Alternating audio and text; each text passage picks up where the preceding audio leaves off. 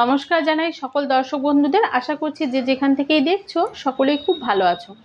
তো বন্ধুরা, আজকে অনেকেই আছো কিন্তু তোমরা ইঞ্চি টেপের মাপ ঠিকঠাক বুঝতে পারো না।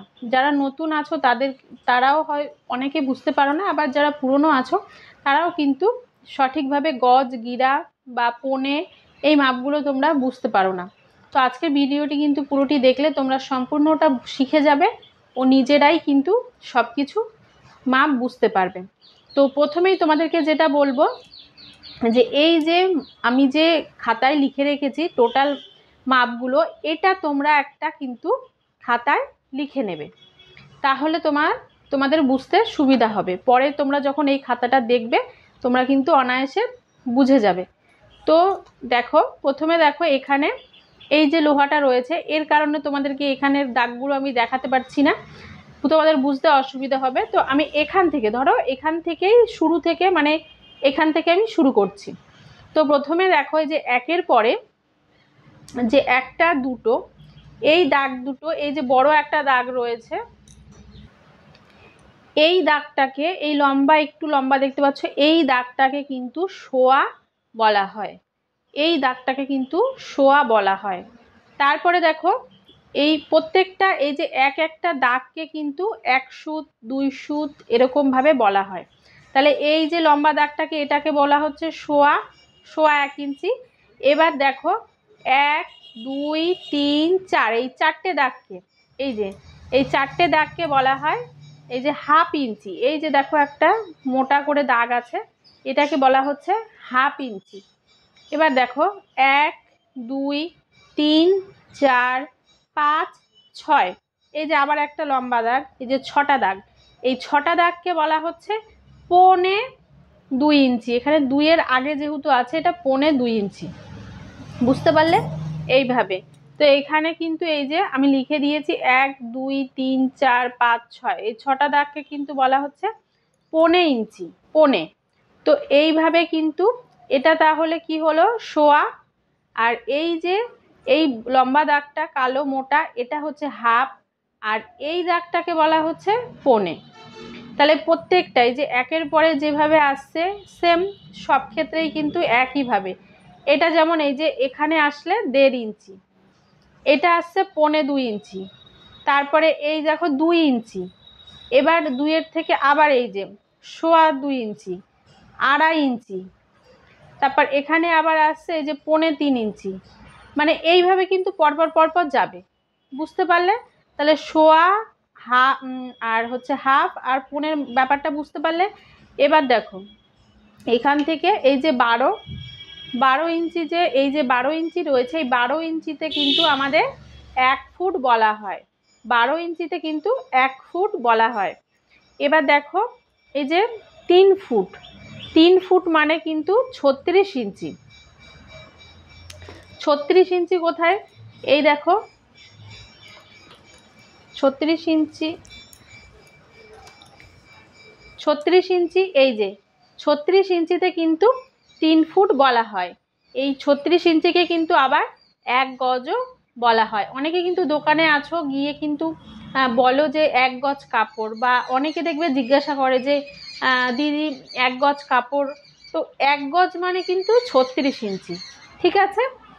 আর 16 গিরা মানেও কিন্তু 1 গজ। গিরার ব্যাপারটা তোমাদেরকে আমি পরে ডিটেলসে ভালো করে বোঝাচ্ছি। তো বলে রাখলাম 16 গিরাও মানে 1 গজ, তাহলে 36 ইঞ্চি সমানও কিন্তু 1 গজ হয়। এটা তোমরা যখন লিখে নেবে, খাতা খুলবে, তখন তোমরা ভালো করে বুঝতে পারবে। তো 3 ফুট 36 ইঞ্চি বা 1 গজ। এবার দেখো 36 ইঞ্চি, এই যে 1 গজ, 1 গজ কাপড় কিন্তু আবার এই যে হাত মেপে আমরা যে হাত মাপি, 2 হাত কাপড়েও কিন্তু 1 গজ কাপড় বলা হয়। 36 ইঞ্চি সমান সমান 1 গজ, আবার 1 গজ কিন্তু 2 হাত কাপড়কেও 1 গজ কাপড় বলা হয়। বুঝতে পারলে? এবার হচ্ছে 39 ইঞ্চি। 39 ইঞ্চি কোথায়? এই যে 39 ইঞ্চিকে কিন্তু 1 মিটার বলা হয়। 39 ইঞ্চিকে কত বলা হয়? 1 মিটার। তাহলে এই দেখো 39-এর উল্টো দিকে দেখতে থাকবে। অনেকে কিন্তু আবার বলো না দোকানে গিয়ে যে 1 মিটার কাপড় দিন, 100 সেন্টিমিটারে কিন্তু 1 মিটার। এই যে উল্টো দিকে এই যে ছোট ছোট দাগগুলো যে দেওয়া থাকে না, এই যে এই দিকে তো ইঞ্চির মাপ থাকে আর এদিকে কিন্তু সেন্টিমিটারের মাপ থাকে আমাদের। তো এই যে 100 সেন্টিমিটারে কিন্তু 1 মিটার, ঠিক আছে? তাহলে মিটারের মাপটা বুঝতে পারলে, 100 সেন্টিমিটারে কিন্তু 1 মিটার।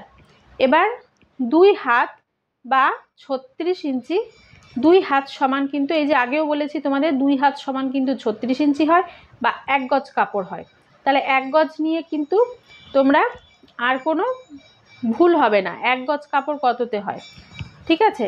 তাহলে 1 গজ 2 হাত যদি 1 গজ কাপড় হয়, তাহলে 4 হাতে 2 গজ কাপড়, ঠিক আছে? 6 হাতে 3 গজ কাপড়, এইভাবে।